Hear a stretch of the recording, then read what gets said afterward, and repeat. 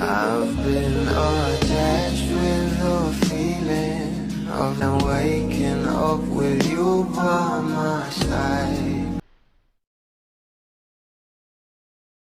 Talaga namang marami nga nagulat sa kaganapan ng ating Bel Mariano kagabi at talagang spotted nga itong ating Bel na sinuportahan si Maris Racal dahil nga showing na ang Sunshine at meron nga itong pa-black screening at talagang itong ating Bel ay spotted nga rito. Narito nga guys na sobrang ganda ng ating Bel dito kahit napakasimple lang ng kanyang suot. Already na ang ating mga kapamilya para sa ating Sunshine. Partner, ikaw ba ang pinunta ko talaga dito? Pero siyempre...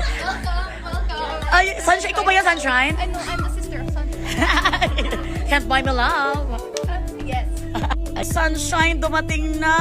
So much, Ate Mel. Of course. Talaga, na-hit ka. Hit yun na yung Bisaya. Ne! Ka talaga.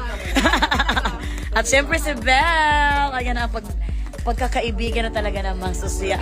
Si Bella magsalita. Ayan na. Ang aming Sunshine, dumating na.